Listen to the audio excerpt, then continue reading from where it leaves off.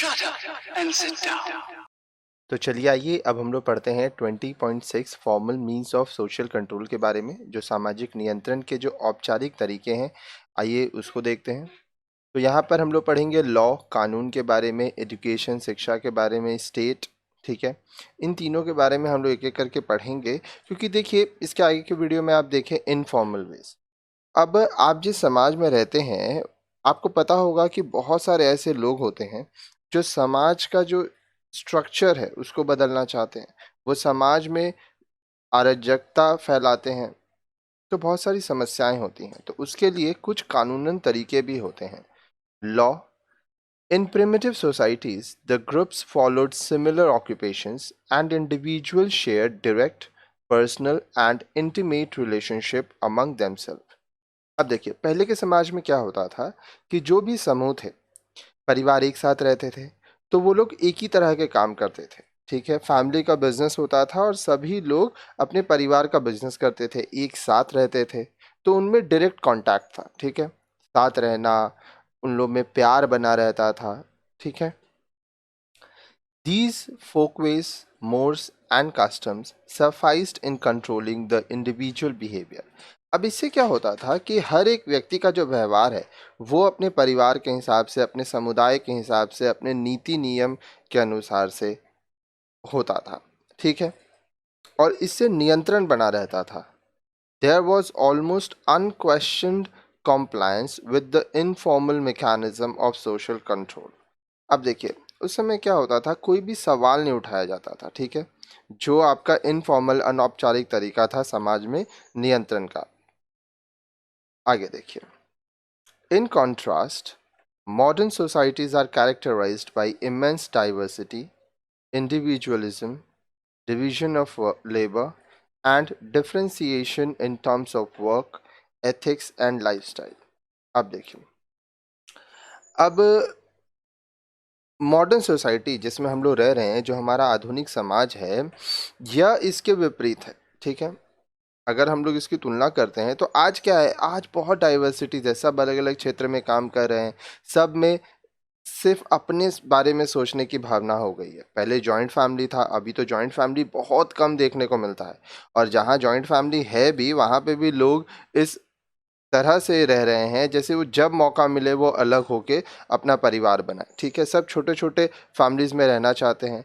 काम बढ़ गया है, लोग अलग अलग तरह के काम करते हैं। ऐसा ज़रूरी नहीं है कि जिस परिवार का जो काम है, जो फैमिली बिजनेस चला आ रहा है, वही लोग करें। कुछ लोग आप देखेंगे फैमिली में हैं, कुछ लोग जॉब कर रहे हैं, कुछ लोग बिजनेस कर रहे हैं। सबके अपने अपने लाइफस्टाइल हैं, एथिक्स हैं।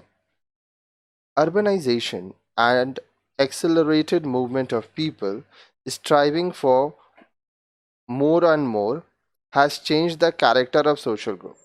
अब देखिए यहाँ पे मेयर नहीं होगा, मोर होगा, MORE। तो आइए मैं आपके लिए यहाँ पे ये लिख देता हूँ। ठीक है, वो कभी कभी प्रिंटिंग मिस्टेक हो जाता है। ठीक है, तो एक मिनट रुकिए, अभी मैं आपके लिए लिख देता हूँ, मोर एंड मोर। ठीक है, तो थोड़ा यहाँ से हम लोग ठीक कर लेते हैं।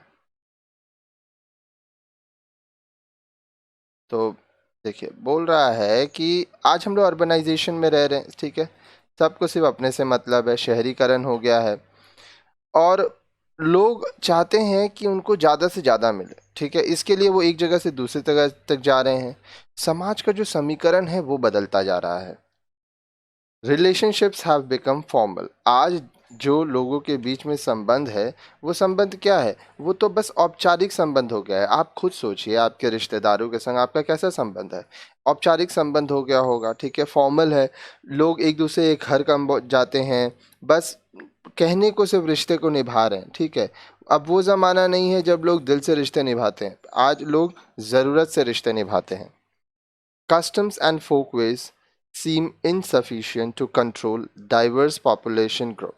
अब देखिए जो भी कस्टम्स हैं, आपका जो रीति रिवाज, नीति नियम है, जो फोकवेज कस्टम्स, जिसके बारे में हम आगे के वीडियोस में आपको बताए हैं, अब इससे समाज में कंट्रोल करना आसान नहीं है, क्योंकि जो जनसंख्या है वो बहुत बढ़ते जा रहा है और सब इधर उधर रह रहे हैं। अब लोग अपने परिवार के संग नहीं रहते हैं, जॉइंट फैमिली नहीं है। बहुत सारे घर में तो ऐसा देखा गया है कि कोई गार्जियन तक नहीं है। Simultaneously, the state has grown stronger and more specialized. इसके साथ साथ जो राज्य है वो और बड़े होते गए, उसमें स्पेशलाइजेशन होती गई. It is now necessary and possible to regulate individual behavior by formulating a set of common laws that are backed by the legal, administrative and political machinery of the state. अब यह ज़रूरी हो गया है और यह मुमकिन भी है कि हर एक व्यक्ति का जो व्यवहार है, ठीक है, उसको रेगुलेट करने के लिए कुछ कानून बनाया जाए जो कि कानूनन रूप से हो. लीगल, एडमिनिस्ट्रेटिव और पॉलिटिकल मशीनरी जो हैं स्टेट के, राज्य के, वो उनको चलाएं. Laws and enforcement agencies are replaced by customs and mores as the regulators of behavior and ensure social order and control. अब देखिए, पहले क्या होता था, पहले कस्टम, मोर्स, ये सब से लोगों का व्यवहार नियंत्रित होता था, ठीक है. लेकिन अब तो लोग बड़े हो गए ना, अब अलग अलग रहने लगे, लोगों की विचारधाराएं बदल चुकी हैं.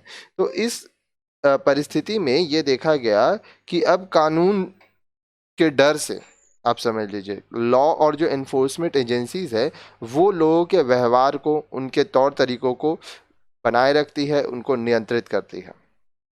आगे देखिए, law has been defined in two ways. अब जो कानून है जो उसको दो तरीके से बताया गया है. सम theorists have defined it in terms of ideal behavioral norms, while others have referred to it as rules that are promulgated by the state which are binding. अब कुछ लोग ये कहते हैं, जो थ्योरिस्ट थे, जो विद्वान थे, वो ये कहते हैं कि ये लोगों का आइडियल बिहेवियरल नॉर्म्स हो जाता है, ठीक है, लोग नियम मानते हैं और उनके अनुसार उनका व्यवहार हो जाता है. जबकि दूसरे जो हैं वो कुछ ये मानते हैं कि जो राज्य है वो नियम बनाता है और लोगों को उस नियमों से बांधा जाता है और लोग उसको फिर मानते हैं. Individuals obey law due to two prime reasons. हर एक व्यक्ति कानून को दो मुख्य कारणों से मांगता है. Fear of punishment. Punishment by state results in curtailment of essential freedoms of individuals and hence acts as a deterrent. अब देखिए, आपको सज़ा मिलेगा, इसका डर हो सकता है, फियर ऑफ पनिशमेंट. हो सकता है कि जो राज्य है, ठीक है, उसके जो नियम है, अगर आप उसको नहीं मानते हैं तो आपको दंड मिल सकता है, आपको जेल हो सकता है. तो लोग डरते हैं और इसलिए वो कुछ गलत करते नहीं हैं. आगे देखिए, rule conforming habit. Many individuals believe that adherence to law is necessary for their well-being and prosperity as also for social stability and progress. बहुत सारे लोग ऐसे हैं जो ये मानते हैं कि कानून मानना उनके लिए ज़रूरी है, ठीक है, इससे उनका जीवन अच्छा होगा, समाज में स्थिरता बनी रहेगी और समाज में तरक्की होता रहेगा. This is called the rule confirming habit, ठीक है. The family, educational institution and religious preachers all play a role in inculcating and sustaining this behavior. अब देखिए, लोग अपना व्यवहार ऐसा बना लेते हैं, आदतें ऐसी बना लेते हैं कि वो नियमों को मानेंगे. बचपन से हम लोग बच्चों को ये सिखाते हैं कि किस तरह से उनको हर एक नियम का पालन करना है.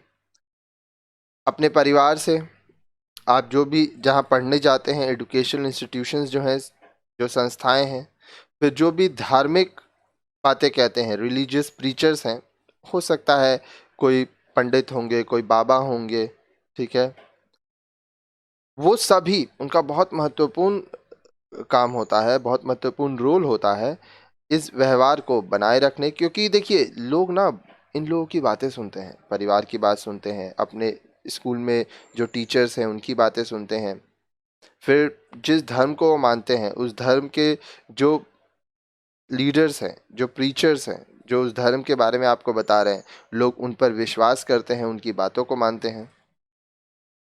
Laws have their origin in customs, traditions, religion and judicial decision. अब देखिए कानून कहाँ से आया. कानून आता है आपके रीति रिवाज से, आपकी परंपराओं से, आप जिस धर्म में हैं उससे. फिर जो जुडिशियल डिसीजन है, ठीक है, जो कानूनी जो निर्णय होता है उससे कानून आया, लॉ आया. As such there very often have a moral dimension too. इसलिए बहुत कम ऐसा देखा गया है कि इनका मोरल डायमेंशन होता है. ठीक है. This moral dimension and the fact that laws are supported by legal and institutional arrangements enable them to bring about a degree of conformity in human behavior. अब देखिए ये जो मोरल डायमेंशन है और ये जो तथ्य है कि जो भी कानून है उसके पीछे कोई जो भी लॉ बनाया गया उसके पीछे कोई भी लीगल और इंस्टीट्यूशनल अरेंजमेंट्स होता है. अब जैसे भारत की मैं बात करूं तो हमारा संविधान लिखा गया है. भारत का कोई भी व्यक्ति जो भारत का नागरिक है उसको एक ही तरह के नियम मानने पड़ते हैं. अगर मान लीजिए कोई अमीर है, अगर वो कुछ गलती करता है तो उसको भी वही सजा मिलेगा जो एक गरीब को मिलेगा. Laws that have both customary and legislative support, that is prohibition of bigamy, are readily accepted. अब मान लीजिए कोई ऐसा कानून जो सबके लिए एक है, ठीक है, और जिसका लेजिस्लेटिव सपोर्ट है, वो कस्टमरी है, तो वो सबको ही मान लेते हैं. ठीक है. आगे देखिए. In modern states, laws are promulgated by legislative organs and enforced by the state through the government. अब देखिए जो आधुनिक समाज होता है उसमें लेजिस्लेटिव जो ऑर्गन्स हैं वो कानून लाते हैं और जो राज्य है वो सरकार द्वारा उनको लागू करते हैं. The governments in this context includes all official agencies and functionaries through which the state achieves its ends. अब जो सरकार है इस संदर्भ में जितने भी उसके ऑफिशियल एजेंसीज हैं, कार्यालय हैं, जो भी फंक्शनरीज हैं उनका इस्तेमाल करती है ताकि वो अपने लक्ष्य को पा सके. Laws thus regulate and control social behavior by ensuring uniformity and conformity. तो इस तरह से जो कानून बनाया गया, जो लॉ बनाया गया, वो लोगों का व्यवहार को नियंत्रित करती है. ठीक है. और ये ध्यान रखती है कि सबके लिए एक जैसा हो. अब आपको मैं एक एग्जांपल दे सकता हूँ. ट्रैफिक का ले लीजिए. अगर मान लीजिए सरकार चाहता है कि ट्रैफिक ठीक से रहे तो उसको अपने एजेंसीज और फंक्शनरीज का इस्तेमाल करना होगा. पुलिस होते हैं जो कि काम करते हैं सरकार के लिए. ठीक है. और जो लोग गलती करते हैं, मान लीजिए हेलमेट नहीं पहने, बहुत ज़ोर से चला रहे हैं, गलत लेन से चला रहे हैं, या ऐसा हो सकता है कि एक ही बाइक में या बहुत सारे लोग बैठे हैं, तो जो गलतियां करेंगे, ठीक है, चाहे वो व्यक्ति कोई भी हो, देखिए उसको दंड मिलेगा. ये प्रावधान है सरकार द्वारा. तो ये सबके लिए एक होना चाहिए तभी लोग इसको मानेंगे. आपको ये भी समझना होगा. देखिए अगर आपके लिए कुछ अलग कानून है और दूसरे के लिए अलग कानून है तो फिर ये आप नहीं मानेंगे.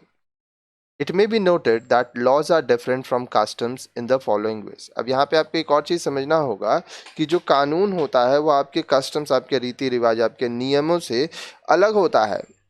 ठीक है. कैसे, ये यहाँ पे देखते हैं.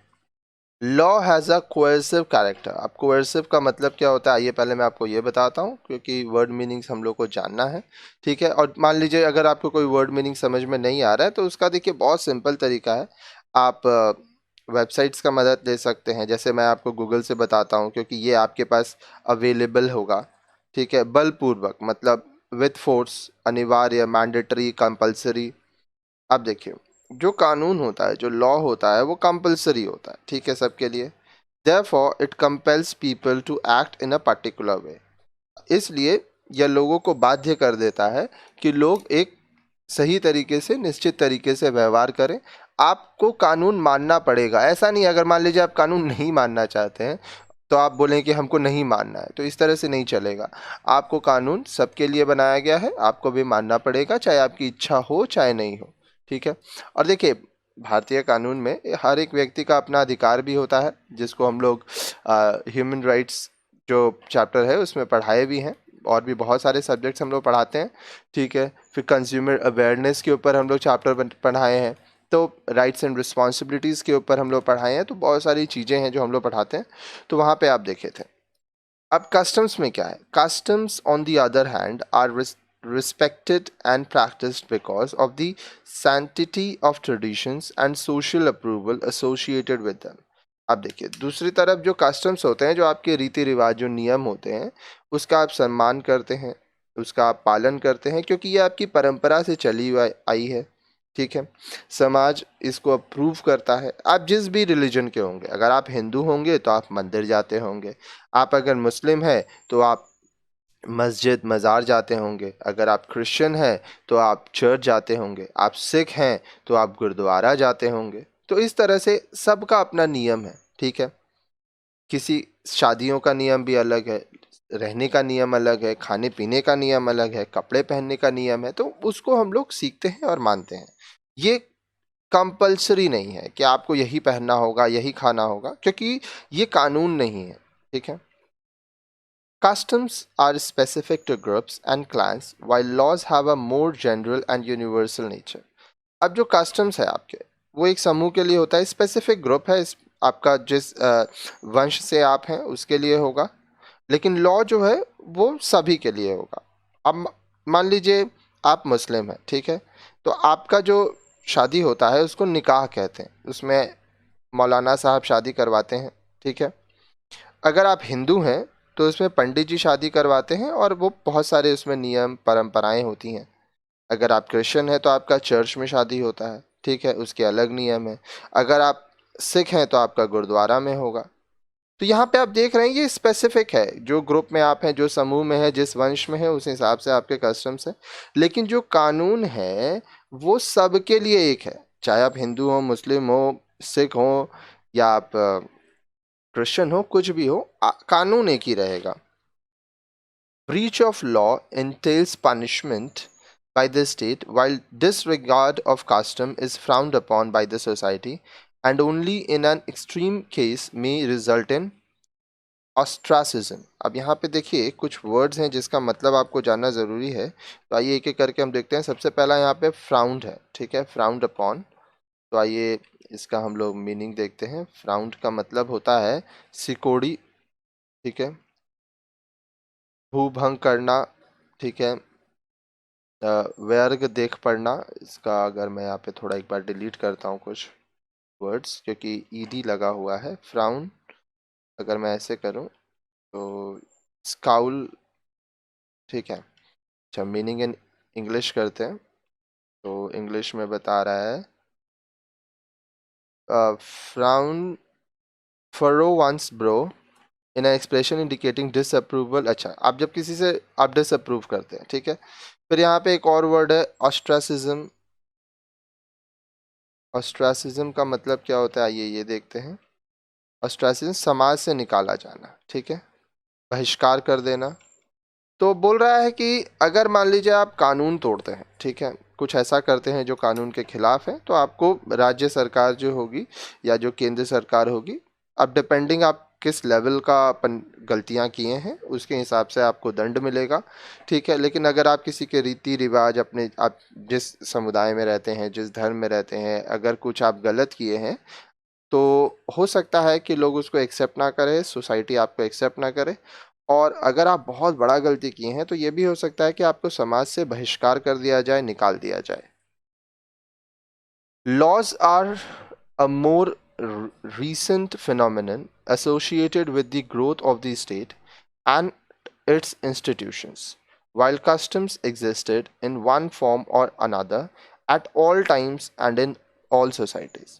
अब देखिए, कंपैरिजन में जो कस्टम्स हैं वो बहुत पुराने हैं, वो पहले से रहे, किसी न किसी तरीके से हर समय रहे, हर समाज में रहे। और जो कानून है, लॉ है, वो रीसेंट है, ठीक है, वो बहुत सदियों से नहीं चले आए हैं। जैसे जैसे राज्य बढ़ता गया, ग्रोथ होता गया, इसमें संस्थाएं बढ़ती गई, तो कानून बनाना पड़ा। आगे देखिए। With the emergence of modern nation states and establishment of relationships among them, such as political, trading, and military, international laws have become necessary to maintain world order. अब देखिए, जो व्यापार है, जो लोगों का मिलना जुलना, ये सब पूरे दुनिया में होने लगा है, ठीक है। तो जो मॉडर्न नेशन स्टेट्स हो गए, जहाँ पे पूरा दुनिया एक जगह आ गया है, तो इसमें राजनीतिक तौर पर, व्यापारिक तौर पर, फिर जो सैन्य शक्तियां हैं उसके तौर पर, जो अंतर्राष्ट्रीय कानून है वो बहुत ज़रूरी हो गए हैं, ताकि इस पूरे दुनिया के जो ऑर्डर है उसको मेंटेन कर सकें। इसीलिए इंटरनेशनल लॉज भी बनाए जाते हैं। Just as national laws are meant for establishing order and control within domestic boundaries, international laws seek to establish orderly behavior on the parts of nations. अब जिस तरह से आपकी राष्ट्रीय कानून का काम क्या होता है कि अपने क्षेत्र में ऑर्डर बना रहे, कंट्रोल रहे, लोग ठीक से रहें, उसी तरह से इंटरनेशनल लॉ का काम होता है कि दुनिया में जितने भी राष्ट्र हैं, जितने भी नेशंस हैं, वो ठीक से रहें, वो एक दूसरे से प्रॉब्लम्स ना क्रिएट करें। फिर नेक्स्ट आता है एजुकेशन, शिक्षा। Along with laws, education has been an important agency of social control. अब देखिए, कानून के साथ साथ शिक्षा भी एक बहुत ही महत्वपूर्ण एजेंसी है समाज में नियंत्रण के लिए। It prepares the child for social living and teaches him the values of discipline, cooperation, tolerance and integration. अब देखिए, शिक्षा से एक बच्चा यह सीख पाता है कि समाज में उसको किस तरह से जीना है, ठीक है। वो अनुशासन के मूल्यों को, कोऑपरेशन, डिसिप्लिन, टॉलरेंस, बर्दाश्त करना, इंटीग्रेशन, सबके साथ मिलकर रहना, इन सब मूल्यों को सीखता है। Educational institutions at all levels, that is school, college and university, impart knowledge as well as ethics through formal structured courses as well as behavioral inputs. अब जो भी शिक्षा के संस्थान हैं, हर एक स्तर पर, चाहे स्कूल हो, कॉलेज हो, आप यूनिवर्सिटीज़ हो, वहाँ पे आपको ज्ञान दिया जाता है, नॉलेज दिया जाता है, ठीक है। वहाँ पे औपचारिक तरीका है जिसमें बहुत सारे कोर्सेज होते हैं जो कि आपको कुछ ना कुछ चीज़ें सिखाते हैं आपके जीवन के लिए। अब याद रखिएगा, सिर्फ पास होने के लिए जो स्टूडेंट पढ़ते हैं वो अपने लिए अपने साथ धोखा दे रहे हैं, ठीक है। देखिए, एक चीज़ आपको समझना होगा, मार्क्स का क्या है। आज हो सकता है आप 50% लाते हो सकता है आप 90% लाते हो, but at the end of the day matter ये करेगा कि आपको आता क्या है, ठीक है। जब आप रियल वर्ल्ड में जाएंगे, अभी देखिए कहते हैं ना, एजुकेशन वर्ल्ड जो है वो आपका हनीमून पीरियड है। You are enjoying your life, trust me, you are enjoying your life. एक बार ये लाइफ जब खत्म हो जाएगा ना, जब हाथों से किताब छूट जाएगी, तब असली दुनिया सामने आएगी, जो कि बहुत चैलेंजिंग है। टफ नहीं है, चैलेंजिंग है। उसको कैसे ठीक करना है, अच्छे से पढ़िए, जो पढ़ रहे हैं उसको समझिए, सवाल पूछिए अपने पापा से, मम्मी से, उनसे बात करिए, सीखिए। अपने मम्मी पापा को अपना दोस्त बनाइए। याद रखिएगा, ये वही लोग हैं जो आपके संग ज़िंदगी भर रहेंगे। बाहर जिनके साथ आप मिलते हो ना, आप जिनके साथ रहते हो, वो आपके साथ कभी नहीं रहेंगे। कुछ दिन के लिए भले रहें, हर एक रिश्ते का एक उम्र होता है, लेकिन माँ बाप के संग, परिवार के संग जो रिश्ता होता है ना, वो उम्र भर होता है। आगे देखिए, the different pace of the educational system in different societies depend upon changing social mores, level of development and social needs. अब देखिए, हमारा जो एजुकेशनल सिस्टम है, ठीक है, वो अलग अलग सोसाइटीज़ में उसका अलग एक स्पीड है, ठीक है। वो इस बात पे निर्भर करता है कि समाज में क्या लेवल का डेवलपमेंट है, समाज की ज़रूरतें क्या हैं, मोड्स क्या है, मॉरल कंडक्ट क्या है। Thus, in the ancient Indian society, the emphasis was on religious scriptures, philosophy and metaphysics. इसलिए जो एंशंट इंडियन सोसाइटी है, प्राचीन भारतीय समाज, उसमें हम लोग देखते हैं कि जो जोर था वो ये था, रिलीजियस स्क्रिप्चर्स के ऊपर, फिलॉसफी के ऊपर, मेटाफिजिक्स के ऊपर लोग उस समय पढ़ते थे। The focus shifted as social development has resulted in an increased demand for knowledge in other areas and managerial skill.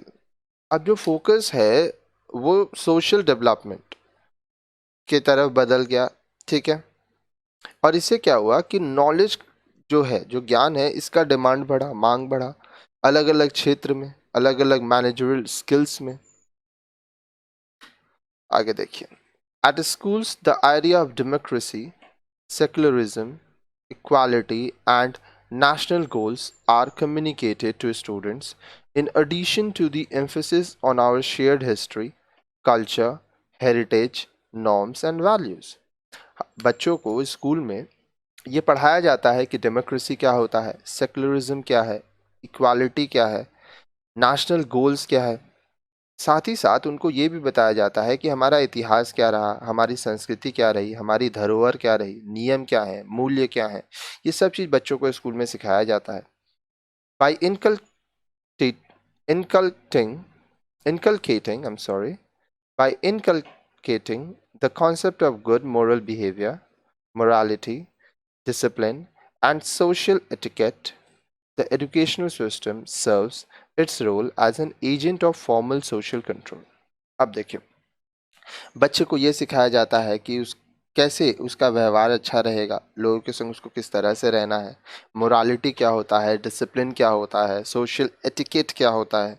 ये सब एजुकेशनल सिस्टम का पार्ट होता है जो कि फॉर्मल सोशल कंट्रोल, औपचारिक सामाजिक नियंत्रण के लिए बहुत ज़रूरी है और स्कूल इसको अच्छे से पूरा करता है।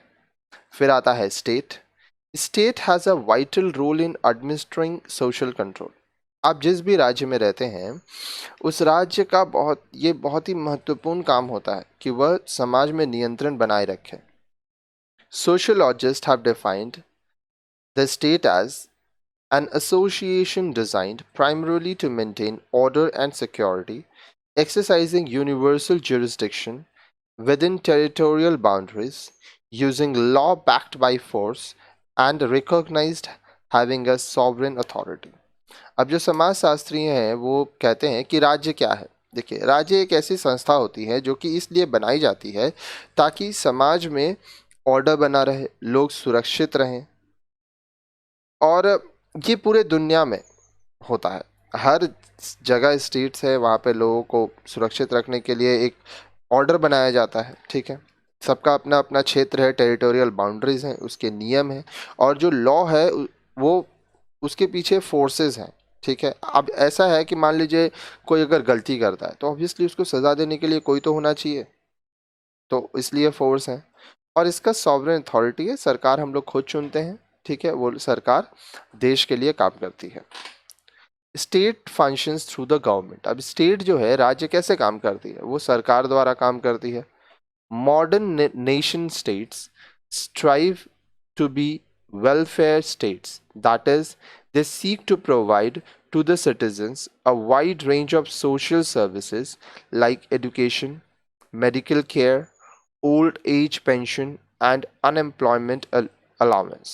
अब जो आधुनिक राष्ट्र हैं, राज्य हैं, उसमें क्या है कि लोगों के कल्याण का भी काम होता है। ठीक है, जैसे वो अपनी जो नागरिक हैं उनको बहुत सारे सामाजिक सेवाएं देती हैं, जैसे शिक्षा देती हैं, स्वास्थ्य संबंधी सुविधाएं देती हैं, जो बुजुर्ग हैं उनको पेंशन्स देते हैं, जो बेरोजगार हैं उनको अलाउंस देते हैं।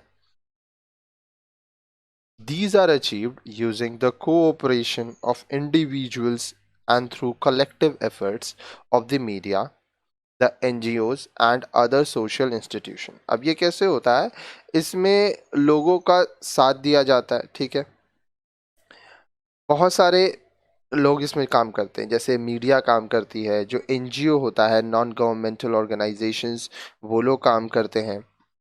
उसके बाद बहुत सारे सामाजिक संस्था हैं जो लोगों के लिए काम करते हैं, लोगों के कल्याण के लिए काम करते हैं। For example, the pulse polio programme of the government are extensively supported by the use of television, posters, NGOs, and educational institutions, all of which try to educate the public on the advantages of the government measures. उदाहरण के लिए जो pulse polio programme है सरकार का, ठीक है, वो बहुत ज़्यादा उसको मदद मिला, सपोर्ट मिलता है। कैसे? टेलीविज़न के ज़रिए, पोस्टर्स के ज़रिए, एनजीओज़ के ज़रिए, फिर जो एजुकेशनल इंस्टीट्यूट्स हैं उनके ज़रिए, ताकि लोगों को यह सिखाया जा सके कि सरकार जो काम कर रहा है ये उनके फ़ायदे के लिए है और इनको उन योजनाओं में, उन कार्यक्रमों में लोगों को हिस्सा लेना चाहिए। In the above mentioned context, the state acts as an informal agencies of social control, eschewing coercion. अच्छा, यहाँ पे एक वर्ड है, आइए इसको पहले हम लोग देखते हैं कि क्या है ये. ठीक है, ओके.